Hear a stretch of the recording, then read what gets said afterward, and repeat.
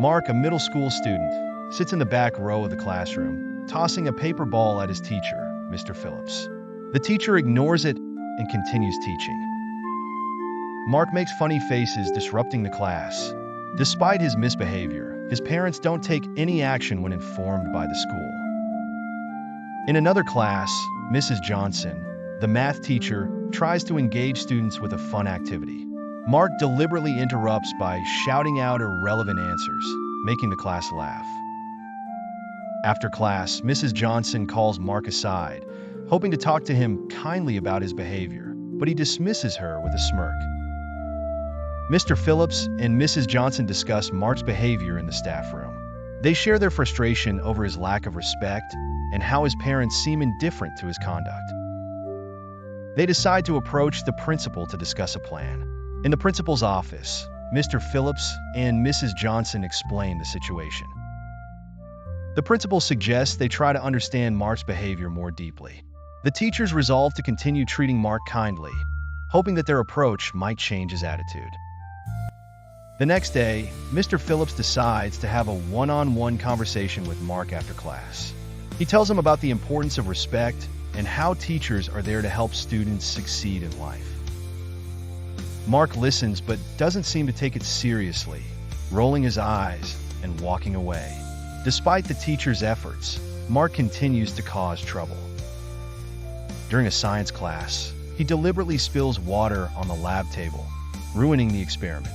The science teacher, Mrs. Collins, tries to keep calm and not escalate the situation, but it's clear she's frustrated.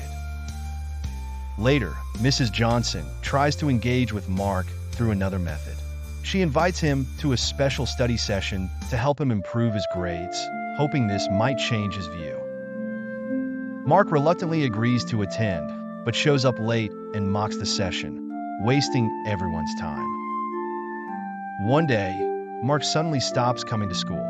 The teachers, concerned about his well-being, ask the principal for Mark's address to check on him. The principal, understanding their concern, provides them with the information. Mr. Phillips, Mrs. Johnson, and Mrs. Collins visit Mark's home, but no one is there.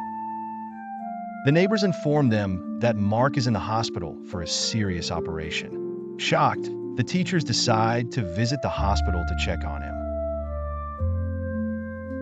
At the hospital, the teachers meet Mark's parents, who appear worried and distressed. They learn that Mark needs a blood transfusion urgently, and his blood type is rare. The parents are struggling to find a match. By a stroke of luck, Mr. Phillips discovers that he shares the same blood type as Mark. Without hesitation, he volunteers to donate his blood. Mark's parents are taken aback by this unexpected gesture of kindness from a teacher whom Mark had treated poorly. The blood transfusion is successful, and Mark slowly begins to recover.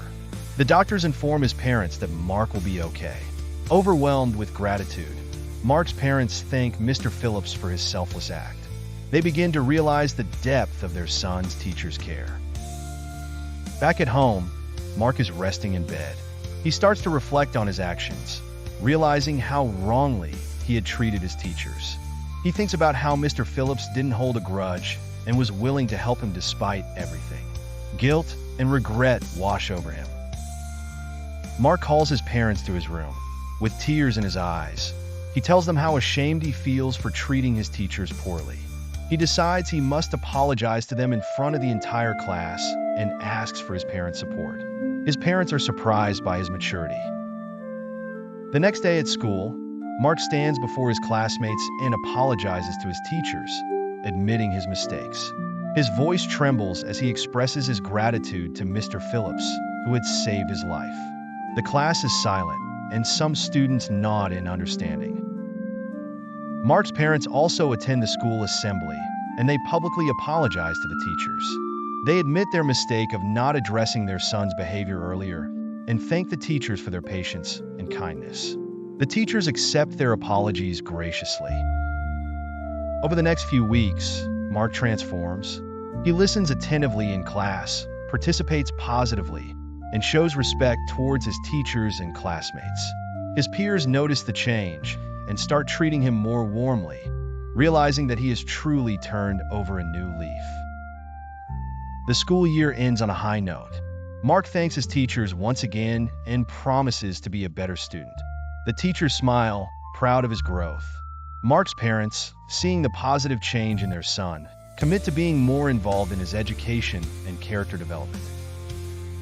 The story teaches valuable lessons about respect, empathy, and second chances.